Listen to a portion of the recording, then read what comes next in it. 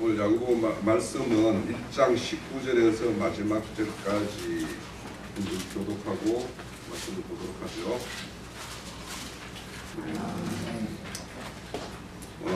지난주에 야고보서 1장 19절에서 21절까지 이렇게 좀 말씀을 나눴는데요. 19절과 20절 사이에 보면 말하기를 듣기하며 썩내기를 듣기하라. 사람이 썩내는 것은 하나님의 의를 이루지 못함이라 할 때 그 사이에 왜냐하면이라는 말이 여기 있는 거예요.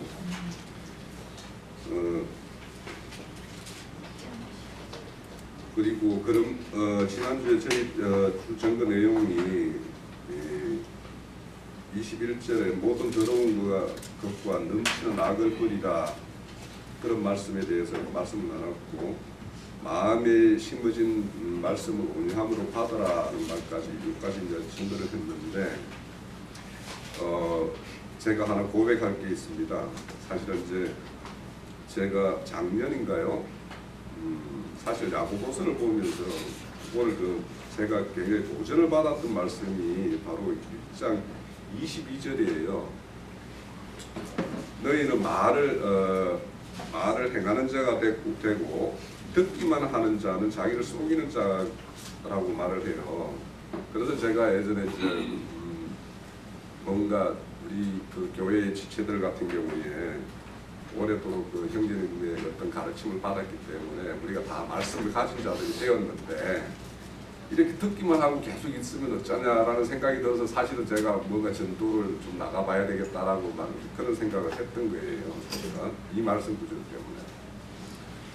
그래서 나가서 역시 이제 몇 번에 그렇게 긴 기간도 아니었지만 그 이전에도 여러 경로를 통해서 우리가 가진 그 말씀의 증거를 이렇게 했을 때 그 말씀의 증거를 받는 사람이 없었어요. 사실 이해가 안 되죠, 사실은. 왜냐하면 그들은 그들 나름대로 지금 어떤 종교 체계 안에서 훈육을 받고 있었기 때문에 우리가 더 나가는 어떤 그런 이 진리된 말씀을 증거하면 그 이상한 눈으로 보는 거예요. 자기들은. 왜냐하면 이 문자 이런 것들이 다 갇혀 있거든요. 우리 최근에 와 있는 분도 보면은 다 문자에 갇혀 있어요. 그래서 문자에 갇혀 있고 법 아래 있고, 그러다 보니까 그 사람들의 어떤 생각 체계와 전혀 다른 것이 있으면 그 사람들이 연약하기 때문에 어떤 생각을 하냐면 무슨 전염병 보균자처럼 생각을 해요. 이 사람하고 뭔가 말을 섞으면 이상하게 뭐 이렇게 자기들이 어떤 변질될 거다, 이런 생각을 가지고 있고, 또 조금 어떤 진리를 추구하는 사람들하고 이렇게 이야기를 나눠보면 그 사람들이 워낙 그 견고한 체계를 갖추고 있고, 또 대부분 그런 사람들은 이런 제도권 내에 어떤 그런 신학을 했다든지 했기 때문에 자기 어떤 그런 사회적인 이치들이 다 이렇게 구축이 돼 있어서 뭐 나 같은 사람이 가가지고 좀 말을 한다고 해서 듣는 것이 아니에요. 그래서 이제 제가 많은 시간에 돌아선 게 뭐냐면, 그때 느낀 게 뭐냐면, 우리 형제님이 늘 말씀을 해요.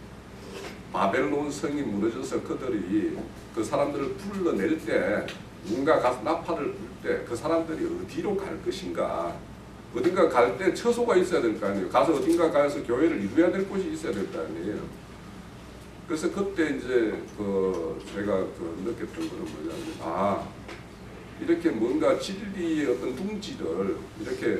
둥지를 만들어서 이렇게 함께 이렇게 모일 수 있는 자리를 이렇게 지키고 있는 것도 굉장히 중요한 일이구나라는 생각을 했어요, 그때.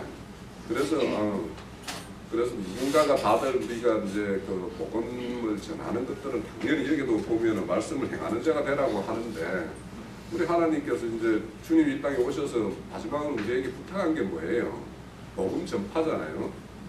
그래서 복음 전파이기 때문에 이거는 반드시 우리가 해야 되는 건 맞아요. 맞고 그렇게 해야 됩니다.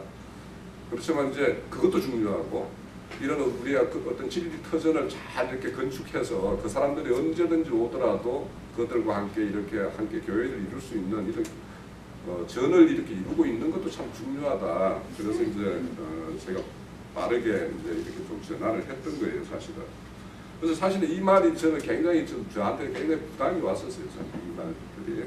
그래서 오늘도 이제 이 말씀에 대해서 증거를 이제 해야 되는데 오늘 그 자료를 나눠드렸을 텐데요. 보면은 저희가 이제 그 중간 타이틀에 자기를 속이지 말고 도를 행하는 자가 되라 이렇게 자료에 말씀인데 도라는 건 그냥 말씀입니다. 말씀이에요. 말씀을 행하는 자가 되라. 네. 이 우리가 속이는 것들이 남이 나를 속이는 게 있어요. 분명히. 그래서 거기에는 거짓령, 미혹의 영이 와서 나를 속일 수가 있어요. 그래서 우리는 가장 하나님의 은사 중에서 가장 귀한 은사가 뭐냐면 영분별 은사예요. 예. 그리고 나서 그것을 깨우치 그리고 하나님의 말씀에 대한 어떤 깊이를 더해서 깨우친 것들을 이렇게 전하는 것 이것이 바로 예언하는 거예요. 그 사람들은 그걸 모르는 자에게 하나님의 어떤 새로운 말씀, 진리의 말씀을 대해주면 그게 예언이에요. 그 사람에게는 예언인 거예요. 근데 우리 최근에 온 어떤 한 분은 뭔가 날짜에 대한 거에 이렇게 너무 이제 이렇게 집착이 되어 있어서 참 안타까워요. 보면. 근데 이제 그렇게 이제 이런 말씀을 깨닫고 이 깊이를 더해서 그 내 이웃과 함께 교회를 이루는 모든 사람들에게 그 깊이를 더하는 것이 다 우리 이웃 지체로서 형제님의 지체고 우리 이웃 지체고 다들 우리 형제자매가 지체잖아요.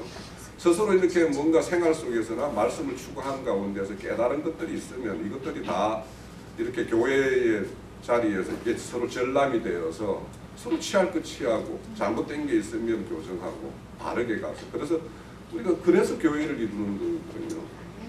그래서 이제 그런 걸 우리가 추구해야 되는데 그런데 이제 자기가 자기를 속이는 게 참 문제인 거예요. 이게. 네. 자기가 뭐냐면 자기가 속았다라는 걸 모르면 그 다음부터 자기가 속이는 거예요. 그 다음에는 왜냐하면 그러니까 늘 우리는 이제 이렇게 말씀을 추구하고 할 때 이제 이게 그 어린 사람이 먼저 뿔이 나면 막 들어봤잖아요. 그죠? 그래서 자기 걸 갖다가 어딘가에 가서 막 이렇게 해보는 거 참 좋아요. 왜냐하면 그렇게 해야지만 자기가 어딘가가 잘못됐다라고 사실은 드러나는 것도 있어요. 그렇지만 뭐냐면 그 중요한 거는 뭐냐면 열린 자세예요. 그러니까 내가 어떤 가지고 있는 것이 늘 나는 이게 온전하지 않다라고 생각을 전제로 하고 뭔가 나는 늘 뭔가 바르게 다시 수준받아야 되는 어떤 말씀이 있을 수 있다라는 걸 늘 전제를 해야지 남의 말에도 귀를 기울이고 뭔가 저 사람이 하는 말이 정말 그런가 이렇게 따져보기도 하고 찾아보기도 하는 거예요. 근데 우리가 말씀을 혼자서 그냥 막 연구해가지고 빠져들면은 그게 왜 도수라고 그래요? 그런 거죠. 그렇게 그런 외길을 가다 보면은 남들의 어떤 옆에서 누군가에게 어떤 조언이나 이런 충원을 받을 기회가 없어요. 그래서 이 연구라는 게 참 연구해보라고 그러는데 그 요한복음 5장 39절에 보면 너희들이 성경에 영생이 있는 줄 알고 연구하고 뭐 이렇게 하지만 정작 영생이 나에게는 오지 않는다고 그러잖아요. 딱 그게 보이잖아요. 성경의 말씀을 연구해야 돼요. 파봐야 돼요. 그렇지만은 궁극적으로는 영생이 그분에게 가는 것이 되어야지 오히려 자기 애골수가 돼가지고 남의 길을 다 막아버리는 이런 상황이 되면 참 옆에서 보면 안타까워요. 열심히 노력을 했는데. 그래서 그것이 이제 뭐 어째 보면 자기의 제 모습이기도 해요. 제 모습이기도 한데 저 같은 경우는 예전에 막 이렇게 불나가지고 그럴 때는 제가 체계화가 안 돼 있어서 뭔가 단단하게 사져 있지 않아서 엉성했기 때문에 막 뭔가 이렇게 나를 이렇게 지르면 내가 온몸으로 이렇게 비수가 막 이렇게 박히는 걸 내가 느끼기 때문에 그러니까 이제 뭔가 수정이 가능한데 이게 너무 다져지면 이게 안 되거든요. 잘 기경이 안 돼요. 그래서 참 그렇죠. 그런데 이제 가장 속이는 게 뭐냐면 관념적으로 아는 것을 믿는 거로 생각하는 거예요. 네. 이게 관념이라는 거는 실상이 아니에요. 허상이에요. 허상. 그러니까 알아야 돼요. 아는데 이것이 믿음으로 화합하지 않으면 그렇게 독불장구로 나가는 거예요.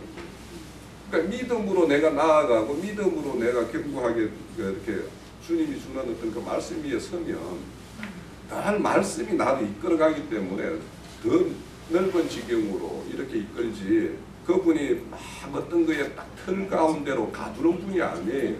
우리는 어떤 거에서도 틀에 갇히면 안 돼요. 저는 이제 그 말씀을 한참 추구할 때 이제 그런 걸 봤어요. 제가 그렇게 막 고집 부리고 막 이렇게 할 때,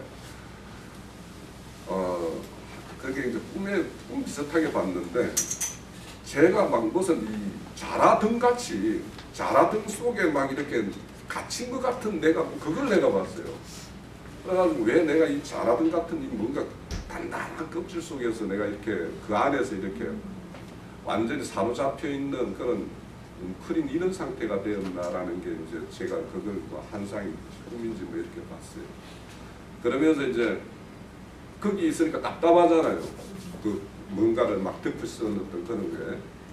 그래서 그거를 이제 이게 뭔지 이런 그 답답하니까 이걸 벗겨 주십시오 하는 게 제가 그 당시 기도 제목이었어요.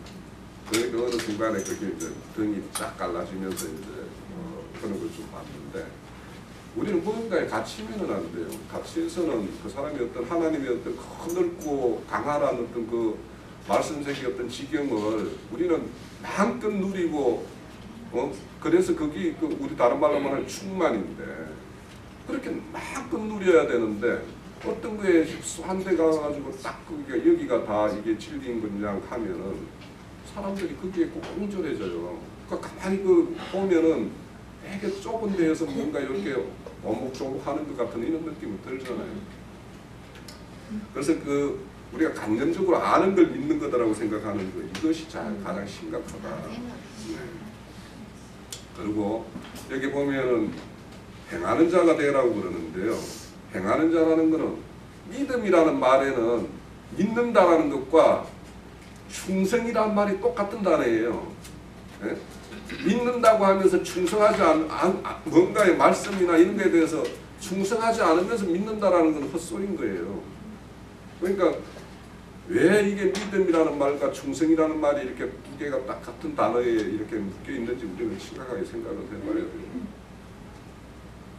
자, 거기 말씀 자료 보면 덧붙여서 야고보서 4장 17절에도 보면 사람이 선을 행할 줄 알고도 행하지 않으면 죄라고 이야기를 해요. 그러니까 아는데, 선이 무엇인지 아는데 그걸 행하지 않으면서 구경꾼이 되어 있으면 이거는 알미 무용하게 되잖아요. 예. 그러니까 누군가가 애쓰고 뭔가 해서 알게 했는데 그 알미 행해지지 않고 선이 나타나지 않으면 이거는 죄인 거예요. 그래서 우리가 교회를 통해서 많은 진리로 이렇게 깨우치고 깊이를 대한 만큼 이 우리를 통해서 이 하나님의 선이 나타나야 되는 거예요. 근데 선에 대해서는 이따가 좀 이야기를 나눠보기로 하고, 또 로마서 2장 13절에 보면 하나님 앞에서는 율법을 듣는 자가 의인이 아니요 오직 율법을 행하는 자라야 의롭다 하심을 얻느니라 이렇게 돼 있어요. 또 이렇게 하니까 이제 율법을 행하라고 해놓으니까 이제 이 말씀을 그대로 액면으로 이제 들으면 어떤 분에게는 굉장히 힘을 주는 말씀일 수 있는데, 율법이 우리에게 주어진 목적을 모르면 율법을 지키는 쪽으로 가는 거예요. 그러니까 율법에 열심히 지키는 사람들이 누구였냐면 바리새인들이에요. 우리가 바리새인들의 신앙의 특징이 뭐라고 그랬어요? 제가 지난주에 우리 바리새인 누룩과 사두개인 누룩이라고 할 때, 바리새인 누룩은 바로 외식이에요. 그렇게 열심히 지킨다고 하지만은 그 사람들이 모든 율법을 지킬 수도 없을 뿐더러 지키는 것이 정말 마음속에 우러나는 어떤 그런 지킴이 아니기 때문에 외식이라고 하는 거예요. 이 외식이라는 것은 가면을 쓴다는 뜻이거든요. 뭐냐면 겉으로는 행해요.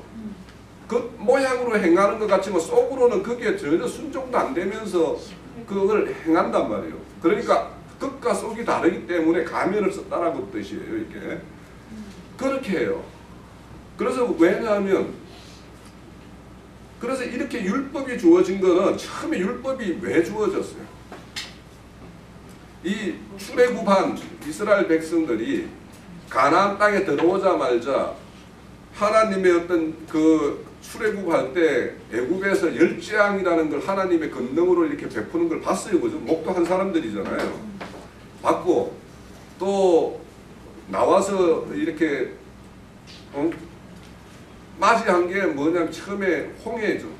홍해를 건너게 하신 하나님의 권능도 다 체험을 한 사람들이에요. 그런데 이들이 강야의 길에 나와서는 무렵다 배고프다라는 것 때문에 바로 불평을 하면서 다시 애굽으로 돌아가자라고 하는 사람들이잖아요. 그죠? 그러니까 이런 사람들의 어떤 그게 말은 불평이다 뭐다 하지만 그게 하나님을 믿지 않는 불신이기 때문에 하나님의 죄란 말이에요. 그러니까 이런 죄인데 자기들이 그렇게 불평 불만을 하지만 이게 죄라고 알아요 몰라요 그 사람들이? 모르죠. 그런데 율법이 주어짐으로 인해서 이제 그때부터는 법의 송사를 받죠. 그죠?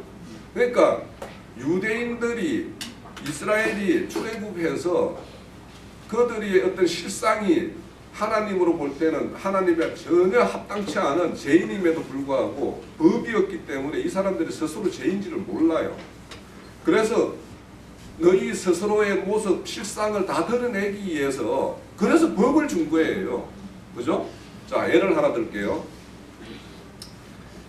우리나라에서는 담배 피우는 것이 범죄는 아니죠. 물론 공공장소에서 거만한 장소에서 피운다든지 하면 이제 벌칙금을 부과하는 어떤 그런 걸로 되어 있지만 그래도 담배라는 거는 기호식품으로 허용이 되어 있는 거예요. 그래서 어디 일정한 허락하는 장소에서 피우면 돼요.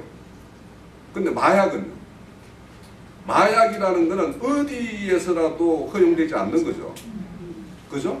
우리에게는 마약은 규제하는 법이 있고 담배는 부분적인 규제하는 법이 있어요. 몇 년 전에는 아무데나 피워서 됐어요. 한 10년, 20년 전에는 뭐 아무데나 피워서 됐잖아요. 사무실에서도 다 담배 피우고 했어요.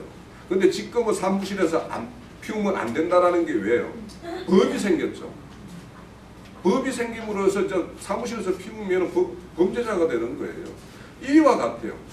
법이라는 거는 그 사람의 어떤 법감정을 법이 있음으로 인해서 부여하는 거예요. 그래서 이것이 범죄구나 라고 드러나는 거예요. 그런데 마약 같은 경우는요. 다른 나라 어떤 나라에서는 담배는 금하는데 마약을 허용하는 데도 있어요. 다른 나라에서는 부분적으로. 미국 같은 경우도 주마다 다르다라고 하는데 이와 같단 말이에요. 법이라는 거는. 그래서 이렇게 법은 죄를 범함으로 인해서 더해진 거라고 그랬어요. 그죠? 그리고 율법을 지킴으로 인해서 어렵다함을 얻을 육체는 아무것도 없다고 그랬어요. 그죠? 그런데 그러니까 율법을 여기 행한다라는 거는 율법을 열심히 지켰을 때 내가 못 지키겠다. 법적으로 내가 다 지킬 수 없다. 항복하는 게 율법의 행함이에요. 네? 율법을 다 지켜서 내가 율법을 다 지키는 사람입니다라고 하는 것이 율법을 행하는 것이 아니고 내가 지켜보려고 하니까 이거 도저히 지킬 수 없는 것이네. 이 율법이라면 나는 이 법에서 나는 살아날 수 없는 존재입니다라고 항복하는 사람이 그 사람이 뭘로 가요? 그 사람에게 복음이 임해요. 그런데 지금 오늘 우리 최근에 와 있는 분 같은 경우는 율법이 지키는 것이 최고의 어떤 선을 행하는 거라고 이렇게 생각을 하고 있단 말이에요. 율법의 행함은 우리 뒤에 가서 뭐 언급이 될 텐데 갈라디아서 4장 한번 가보죠. 4장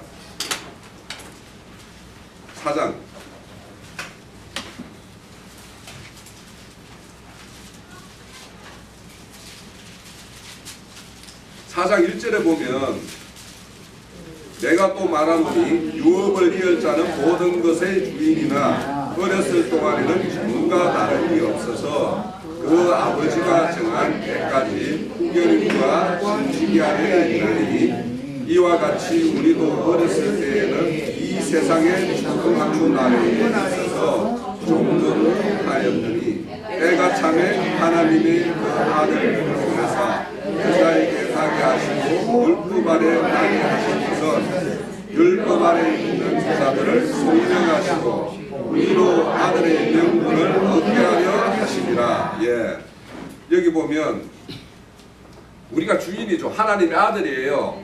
그죠? 아들이었지만 우리의 어떤 강야 신앙을 할 때에는 우리가 율법의 생활을 했잖아요. 하다 왔어요. 저도 하다 왔고.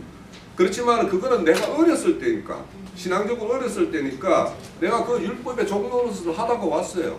그죠? 그리고 그 아버지가 또 하나님의 뜻이 정한 때까지는 이런 율법 밑에서, 율법이 후견인과 청지기가 되어가지고 이 율법 밑에서 훈육받기를 원하는 것이 하나님의 계획이에요. 예? 그렇지만은 이와 같이 어렸을 때는 이 세상의 초등학문이라는 게 바로 율법이에요. 율법. 법이에요. 법 아래 있는 자. 법 아래 있는 자는 다 초등학문의 아래 있는 자예요. 그래서 그렇게 우리가 종로를 하였지만은 때가 참으로, 예? 하나님이 그 아들을 보내서 여자에게 나게 하시고 율법 아래 오게 하신 거는 주님이 율법 아래 있는 자가 아니죠. 그렇지만 율법 아래 있는 자로 온 거는 율법 아래 있는 우리를 속량하기 위해서 왔다고 그러죠. 예. 호랑이를 잡으려면 호랑이 굴로 들어가야 된다고 그러죠. 그리고 히브리서에 보면은 우리가 혈육에 매여서 종로를 한다고 그러죠. 그러니까 그걸 모든 걸 끌어주기 위해서는 율법 밑으로 와가지고 율법의 요구를 다 이루어 주시는 거예요. 그러니까 하나님이 율법을 이루었다라고 하는 거는, 율법이라는 거는, 율법에 의해서 죄를 지으면 죄의 싹스는 뭐예요? 사망이죠. 사망이에요. 그러면 우리는 율법을 범하는 자이기 때문에 우리는 다 죽어야 되는 거예요. 죽어야 되는데 그 싹스를 누가 지불했어요? 예수님이 와서 십자가의 죽으심으로 인해서 우리가 죄인의 어떤 모양으로 우리가 죽어야 될 자리에 그분이 죄 있는 자였으면은 그게 대속이 돼요, 안 돼요? 안 되죠. 그죠? 죄 없는 자이기 때문에 대속이 가능한 거예요. 대신 갚아주는 거예요. 그러면 여기서 속량이라는 말이 바로 속전을 지불하고 그 사람을 풀어줬다는 뜻이에요. 그리고 이거를 고린도전서에 보면 너는 나에 속했다라고 그래요. 왜냐면 주님이 돈을 지불하고 샀잖아요, 우리를. 그러니까 우리는 우리 마음대로 살면 안 되는 거예요. 이 복음을 안다라면.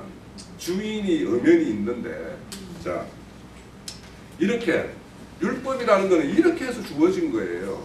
그런데 이렇게 부분적으로 이렇게 율법을 행한다라는 것은 율법 조문을 행하는 걸로 이렇게 오해를 하면 그 사람들은 자기들이 율법 지키려고 하는 것이 얼마나 신앙적으로 자기들은 열심을 내고 좋은 어떤 믿음으로 생각을 하겠어요. 그러니까 이런 율법에 주어진 목적을 모르면 이렇게 된다. 자, 여기 야고보서 1장 4장 17에서 선을 행할 줄 알면서도 선을 행하지 않으면 죄를 범한다라고 그러는데, 하나님이 선이라고 여기는 것은 하나님이 기뻐하시는 거예요. 네? 이 선이라는 것을 철학에서도 선이라는 것은 기쁜 거예요. 그래서 어떤 사람은 쾌락은 기쁘잖아요. 그래서 어떤 철학에서는 쾌락을 선이라고도 해요. 네? 그러니까 철학이라는 그렇게 해요. 그래서 선이라는 것은 선에 뭐가 선이고 뭐가 악이다라고 판단하시는 분이 보는 그 선이 어떤 선이냐를 알아야지 우리는 선을 행할 거 아닙니까? 그런데 하나님이 기뻐하시는 건데, 하나님이 좋지 않다라고, 그러니까 기쁨과 반대되는 말을 딱 할 때가 어디냐 하면 창세기 2장에 아담이 홀로 있을 때 그걸 좋지 않다라고 이야기했어요. 그죠? 그러면 좋은 일은 뭐냐면 아담의 짝을 만들어주는 게 좋은 일이에요. 네? 그래서 하나님이 기뻐하시는 거는 하나님 신랑, 주님 신랑에게 신부를 마련해서 신부를 이렇게 중매하는 것이 하나님 보시기에 가장 선한 일이에요. 그러니까 가장 선한 일은 혼인잔치, 그러니까 계시록 19장에 가면 그 혼인잔치가 열리죠. 그 혼인잔치에 들어가는 자들을 하나님 쪽으로 안내하는 것이 가장 선한 일이에요. 그래서 우리가 선을 행한다는 것은 바로 하나님의 복음을 전거해서 하나님의 참 신부들을 주님 쪽으로 인도하는 것이고, 또 진리의 말씀을 선포해서 그 사람들을 진리로 거룩함을 이루게 하는 것이 또 한 선이에요. 그 보면 계시록 10장에 보면 6째 나팔하고 7째 나팔 사이에 7무대가 있는데 이 7무대에 대해서는 딱 임봉되어 있어요. 그죠? 임봉하라고 되어 있어요. 그런데 이 우레라는 소리가 언제 나오냐 하면 계시록 19장에 보면 혼인잔치 이전에 우레 같은 소리가 있고, 그러고는 그 혼인잔치에 대한 신부단장에 대한 이야기가 쫙 나와요. 그러면 하나님 나라는, 하나님은 그런 어떤 하나님의 짝되는 어떤 신부를 맞이하면 그것이 하나님 나라가 되는 거죠. 그 사람이 하나님 나라가 되는 거잖아요. 그러니까 하나님 나라는 정확하게 말하면 하나님이 완전한 통치가 이루어지는 그 자체가 하나님 나라예요. 여기에 우리가 여기 다 하나님 나라라고 말을 하고 있잖아요. 그러면 내가 여기 있는 우리 모든 지체가, 우리 교회가 하나님의 완전한 통치가 이루어지면 하나님 나라예요. 내가 지금도 여전히 여기에서는 교회 나오면 하나님의 말씀의 통치를 받고 교회 밖에 나가면 하나님의 말씀 통치를 안 받으면 그 사람은 아직까지 하나님의 나라라고 말할 수가 없어요.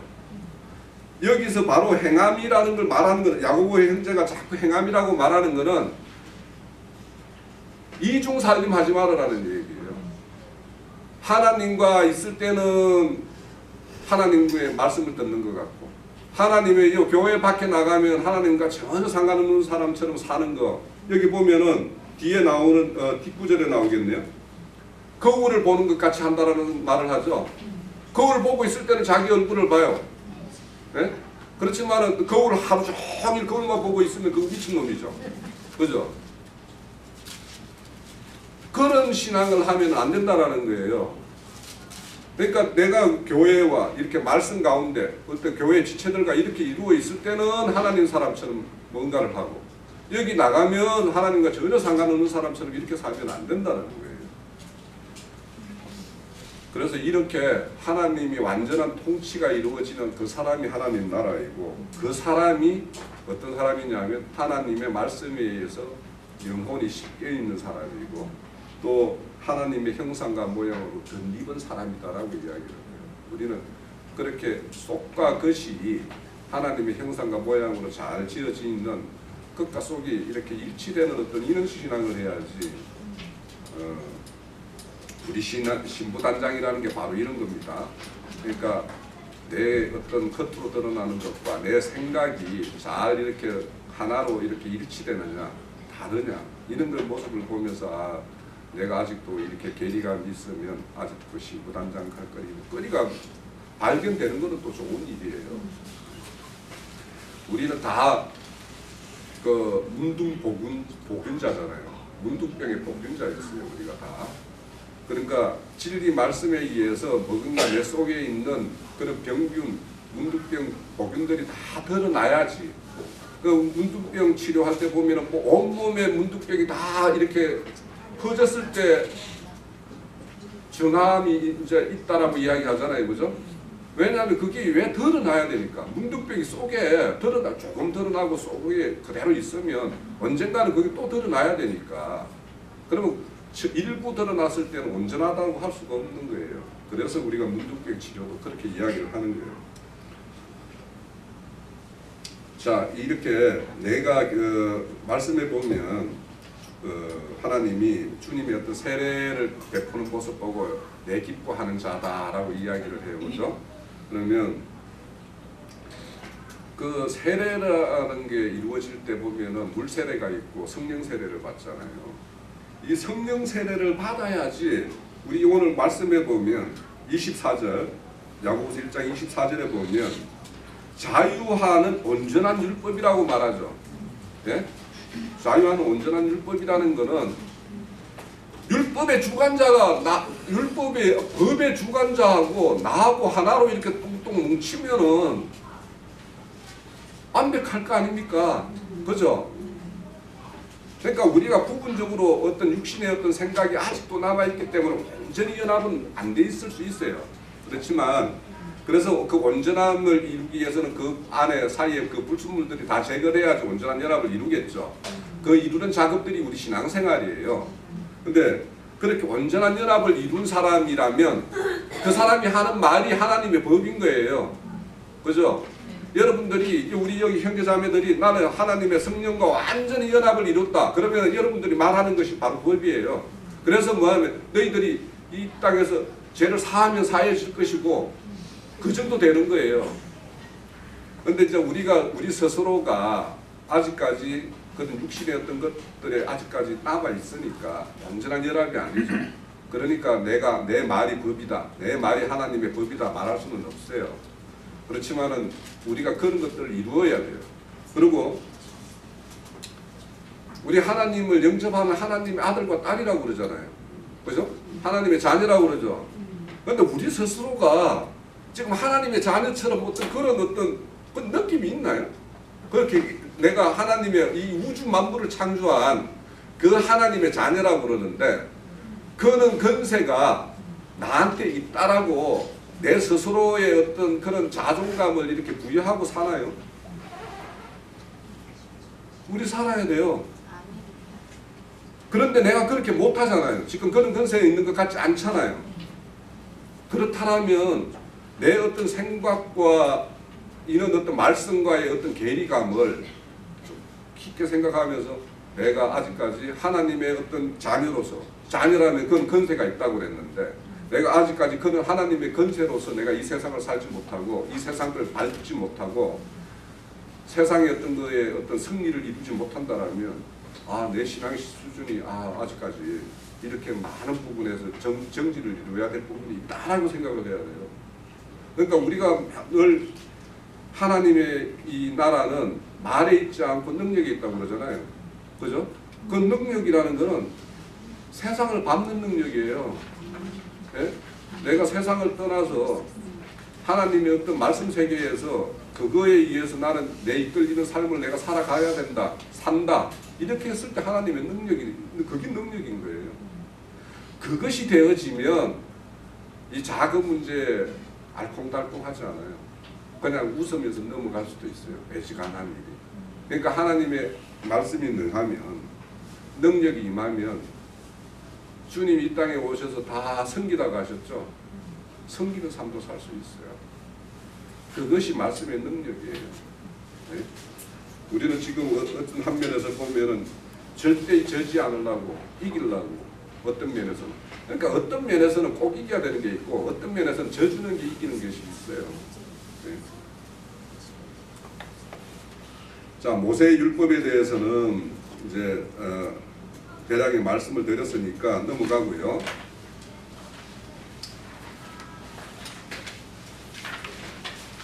자, 2페이지 중간에 보면 로마서 3장 19절에서 20절 말씀을 언급해 놨어요. 말씀이 말하는 바는 율법 아래 있는 자에게 말하는 것이다. 그러니까 율법이라는 것은 율법 아래 있는 자에게 율법이 건세, 율법이라는 건 뭐예요? 사망이죠. 율법을 잡고 있는 것은 사탄 마귀예요. 그리고 이거는 사망이에요. 율법은 우리를 죽이기 위한 법이지 우리를 살리는 법이 아니에요. 하나님이 하시는 일은 우리를 먼저 죽여야 돼요. 옛사람을 죽여야 돼요. 그러고는 새 사람으로 살리는 거예요. 부분 개조가 아니에요. 우리 신앙이. 그러니까 우리가 뭔가 이렇게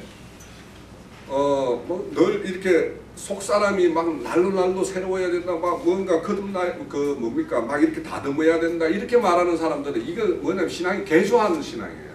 자기 스스로를 조금씩 바꿔가는 거 이거를 신앙이라고 하는데 우리는 근본적으로 옛사람은 죽어야 된다. 십자가에 나는 죽었다 생각을 하고 옛사람이 나한테 뭔가를 하면 이건 율법이 나를 송사하는 것이구나. 그냥 그거는 싸그리 그냥 무시해야 되는 거예요. 그러니까 율법에서 내가 우리는 율법에 죽었다는 말이 나오죠. 자, 밑에 보면 갈라디아서 2장 19절에 보면 내가 율법은 말미암아 율법에 대하여 죽은 날이 이는 하나님에 대하여 살려 함이라. 내가 율법에 대해서 죽었다고 그러죠. 예? 율법이 나를 송사하면 그래 나는 너한테는 내 이길 수 없다. 어? 그래 율법 네가 나를 죽여라 하고 손드는 거예요. 그러고는 하나님의 법에 의해서 나는 하나님이 그래도 우리를 위해서 이분이 오셔가지고 우리의 대속을 이루었다고 그러고 모든 죄의 싹은 다 지불했다고 그러니까 네가 이렇게 뭔가 율법 가지고 나한테 소송을 걸어가지고 너 뭐 뭔가를 소를 제기하면 그래 나한테 따지지 말고 주님이 야 십자가에 다 갚았다니까 주님한테 가서 따지라 하고 그걸 딱 무시하는 거예요. 그게 신앙이에요. 네.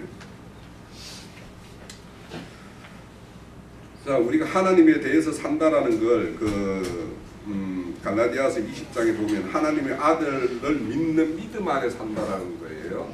네. 우리가 믿음 안에 산다라는 거는 바로 주님이 이루신 그 사실들이 나의 모든 것이 그거 주님이 십자가에서 이루었다라는 것과 모든 것이 그거는 다 나를 위해서 다 갚음이 되었다라는 걸 확고하게 진짜 믿어요. 그래야지 율법이라는 것들 누군가가 다른 사람들은 야 율법 지키지도 않으면서 뭘 법을 지키지도 않으면서 그래 법 아래 있는 너나 열심히 지키라고 그러고 나는 법 아래 있지 않다. 나는 하나님의 은혜의 법 아래 있다. 나는 내가 어떠한 것을 하더라도 하나님이 그 은혜로 다 갚을 수 있다. 하나님이 그것도 못 갚을 하나님이면 내가 그런 하나님을 믿냐. 내 어떤 범죄한 거 있다 하더라도 다 그분이 다 갚았다. 이렇게 하는 것이 우리가 은혜 아래 있는 거예요. 은혜 아래 있는 거예요. 그리고 이제 또 이렇게만 이제 말하면 모든 거 막 범죄하고는 그러면 모든 걸 그럼 하나님이 막 떠넘기면 뭐 그냥 그걸로 장땡이냐. 우리가 그 생명과 성령의 법이라고 그러잖아요. 그래서 율법에서 자유하는 율법으로 넘어가려면 성령님이 내 안에 있어야지 그분이 나한테 매 순간순간 간섭을 이루어줘야지. 그러니까 성령의 간섭과 율법의 간섭을 잘 구분하셔야 된다니까요. 네? 성령의 법은 우리를 풀어주는 법이지 뭔가를 얽매는 법이 아니에요. 네? 율법은 우리를 지키지 못했잖아, 너 못 지켰잖아, 이렇게 참소를 하지만 율법은 그런 것이 아니라 야 율법 아래 있는 거는 너희가 율법 아래에서 너가 이렇게 지키려고 할 때 너가 그렇게 얽매였고 고단하고 그렇게 했지만 성령과 은혜의 법에 보면 그 어떤 생명이 말씀이 나와 하고 하나가 되어 있다. 자, 이걸 따지고 봅시다. 우리 옛날 율법은 돌기의 새겨졌다고 그랬죠. 그러면 또 이제 새 언약은 우리 신비에 새겨졌다고 그랬죠. 이 신비에 새겨졌다라는 걸 우리가 잘 이해를 해야 돼요. 뭔가 말씀이 조금 하는데 뭔가 말씀이 기억났다 이런 것을 신비에 새겼다라고 말하지 않아요. 말씀하고 나하고 완전히 덩어리가 되었을 때 그게 신비에 새겨진 거예요. 네? 그러니까 내가 그냥 말씀대로 그냥 사라지는 것이 신비에 새겨진 거예요. 이 야고보 형제가 말하는 게 말씀대로 행하라 하는 거는 바로 말씀이 나하고 완전히 일체가 되어서 그냥 저절로 사라지는 거예요. 그래서 우리가 생명의 법이라고 하는 거예요. 네? 그냥 생명이 되어 있으면 그냥 그대로 흘러나오는 것이지 그걸 뭐 지키려고 하는 거지. 아 일요일날 내가 오늘 교회에 나갈까 말까 뭐 이거 고민하면서 나오는 사람이면 그 사람은 교회에 나오는 문제와 자기가 진짜 신앙 문제가 괴리가 되어 있잖아요. 아직. 근데 그냥 일요일 이렇게 되면 오늘 뭐 집회 있는 날이니까 월요일 뭐 가야 되는 일이라고 생각하고 그냥 나오는 거예요. 그것이 우리는 그 문제 하나에서는 그게 생명이 된 거예요. 근데 어떤 거 보면은 말씀에는 이렇게 되어 있는데 내가 이걸 할까 말까 막 이렇게 뭔가 아주 망설여지고 뭔가 이렇다라면 아직까지 생명이 안 된 그 부분은 생명이 안 된 거예요. 근데 모든 것이 그냥 줄줄 그냥 사라지는 거.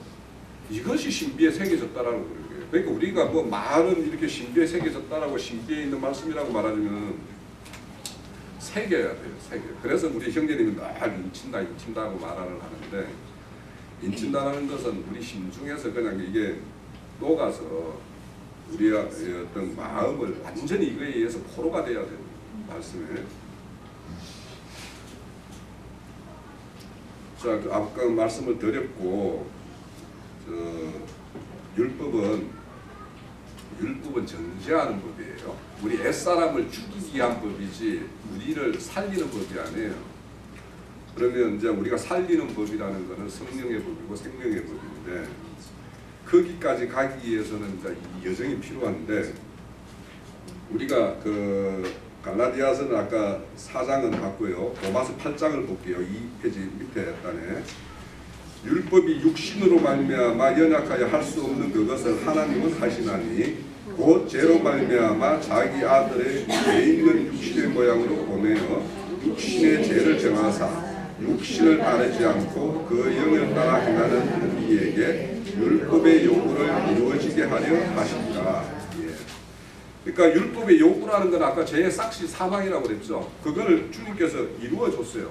그러니까 그걸 이루기 위해서 육신을 입고 오신 거예요. 네?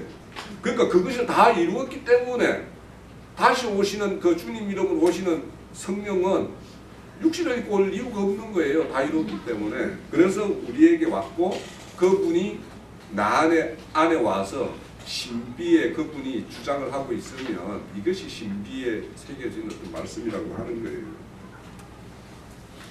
그러니까 이렇게 살려주는 영으로 오신 그분이 다시 그러잖아요. 우리 1절에 보면 메시아닉 중가 이쪽에서는 우리가 육신의 연약함이 있어서 우리가 율법을 행하지 못했는데 우리가 다시 성령을 받음으로 인해서 우리는 이제는 율법을 지킬 수 있다라고 이야기해요. 그 사람들은 그렇게 이야기를 해요.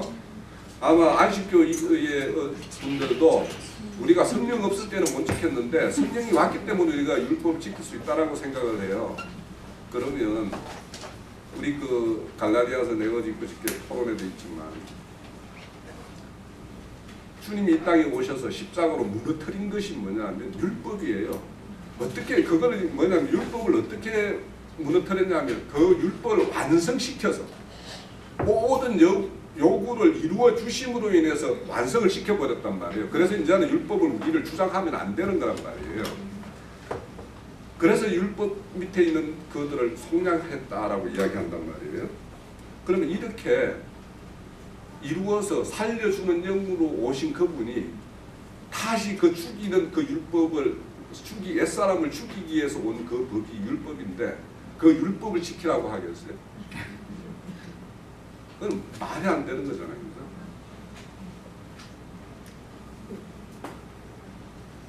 자, 우리 자유하는 율법 3페이지 보죠. 조금만 더 하겠습니다. 율법은 옛자아로 살아가는 옛사람을 죽이는 역할을 합니다. 즉 옛사람은 율법 아래에서 율법을 통치를 받지만 율법을 요구를 성취하기 위해서 십자가의 대속을 이루신 것을 믿는 사람은 율법 아래 속량함을 받았습니다. 예. 우리는 이렇게 속량함을 받았어요. 그래서 우리는 모세의 율법을 떠나서 그리스도의 생명과 성령의 법으로 넘어간 사람들이에요. 그래서 이 로마서 7장에서 로마서 8장으로 넘어가는 것이 거듭남이에요, 사실은. 그러니까 이 생명의 법, 율법에서, 그러니까 율법 신앙을 하는 사람들은 실제적으로 거듭난 사람이 아니에요. 그게 실제는 생명적으로 거듭난 사람이 아니에요. 네. 그래서 이 보면 구약에서도 성령의 역사가 있죠, 그죠? 구약에서도 성령의 역사가 있어요. 자, 사사기 같은 데 보면은 하나님의 영이 삼손에게 이렇게 들어가고 뭐 이렇게 하잖아요, 그죠? 영이 있어요. 그런데 그 영이라는 것은 우리가 이전에도 한번 나눴는데 하나님의 영은 우리 이 겉에서 위에서 성령이 임하는 것이 있고 우리 안으로 임하는 것이 있단 말이에요. 그래서 우리는 안으로 임한 것이 뭐냐면 레위기 31장 33절에 그들의 마음에 기록했다. 새 언약은 마음에 기록했다. 이거는 뭐냐면 성령이 우리 안으로 임재된 상태예요. 네? 그래서 이게 단순히 이렇게 속으로 우리 마음에 새겨진 그 말씀이라고 하는 야고보서 형제가 말하는 걸 단순히 우리가 기억난다, 뭐 그 말씀이 기억나서 번뜩 기억난다 이런 수준이 아니란 말이에요. 자, 또 그 요한복음 언급을 했는데 아들이 너희를 자유하게 하면 너희는 참으로 자유로울 것이다.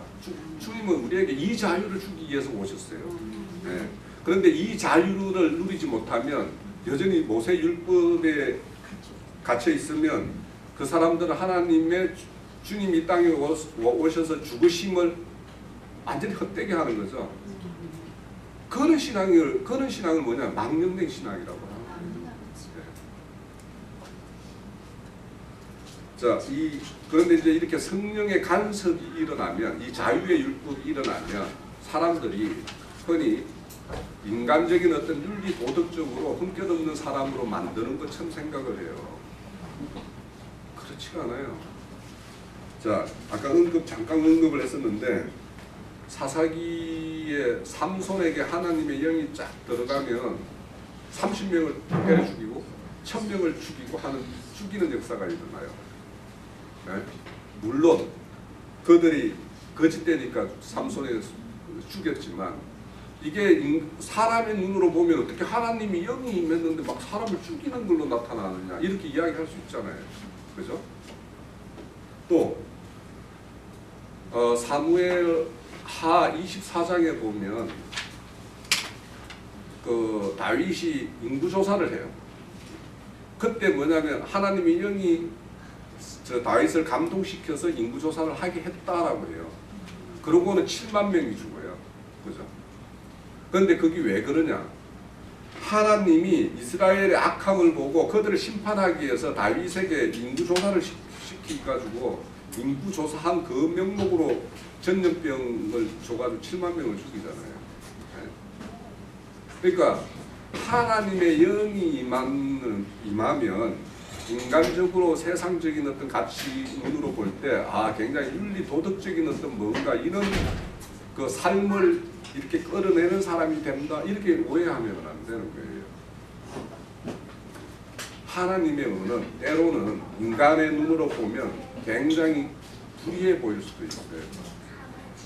그게 하나님의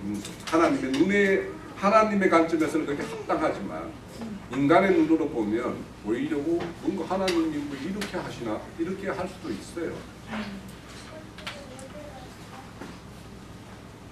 자, 하나님은 이제 주님이 오셔서 율법의 마침이 되었다 그랬고 갈라디아서 5장 1절에 보면 또 그리스도께서 우리에게 자유롭게 하시는 자유를 주셨다고 그랬어요. 그리고 다시는 종의 멍에를 매지 말라라고 이야기를 해요. 여기서 종의 멍에가 뭔지 아시겠죠? 율법이에요. 네? 율법은 종으로 만드는 거예요. 종으로. 자기 종 만드는 거예요. 자, 누구든지 도를 덮고 행하지 아니하면 그는 거울로 자기 얼굴을 보는 사람과 같다라고 이야기를 해요. 왜냐하면 이 법조문은 우리가 법 아래 있으면 법조문은 우리하고 분리되어 있는 상태예요. 네? 우리 앞에서는 마음의 새 언약이 우리 마음에 기록한다고 그러죠. 그런데 모세의 율법은 우리하고 연합하는 법이 아니에요. 늘 우리 밖에 있는 법이에요. 그래서 이 율법이라는 것은 늘 우리 인간이 연약하기 때문에 상학 논리가 늘 그 중간에서 법과 나 사이에 간섭을 해요. 상황이 이렇게 봤을 때 지킬만 하면은 나한테 큰 손해가 없을 만하면 지켜요. 그런데 이 상황이 나에게 심대한 손해를 끼칠 것 같으면 율법이라는 것은 내가 타협을 해요.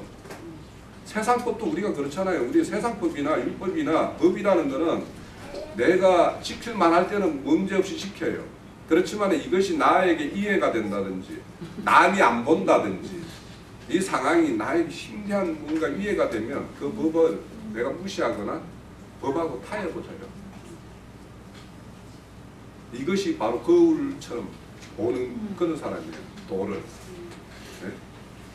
그러니까 우리가 이 말씀을 이렇게 진리 말씀을 이렇게 취하면서도 어쩌면은 이 말씀을 거울처럼 보는 사람이 있을 수가 있어요.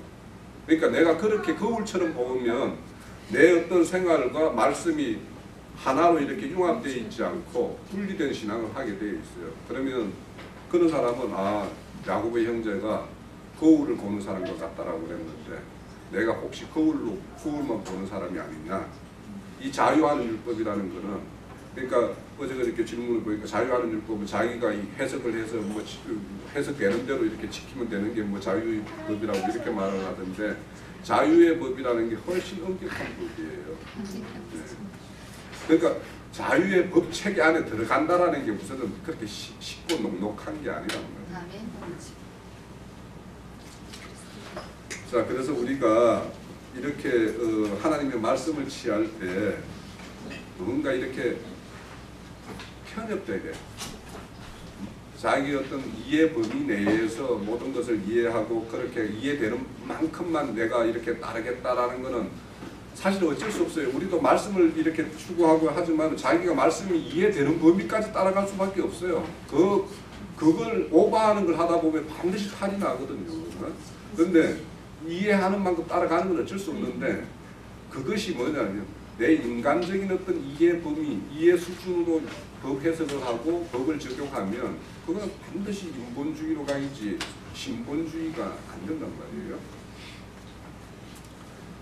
그래서 여하튼 우리가 저희 시간이 되어서 중간에서 마쳐야 되겠는데, 그 마지막 단만 읽어볼게요. 하나님 나라는 말에 있지 않고 능력에 있다라고 그랬어요. 말씀처럼 이제는 육신이 주관하는 삶을 끝내고 말씀이 주관하는 삶을 살아야 합니다. 말씀이 주관하는 진리의 삶을 통해서 주님의 지혜가 옳다함을 받고, 주님이 우리에게 준 지식이 옳다함을 받아야 돼요. 우리가 그렇게 삶으로 인해서 진리가 낳은 자가 누려야 할 그런 복들을 마음껏 누리는 우리 금기름 붓는 집 우리 형제 자매님이 되고, 저도 그렇게 돼야 되고, 그런 어떤 세계로 우리는 나아가십시다. 예.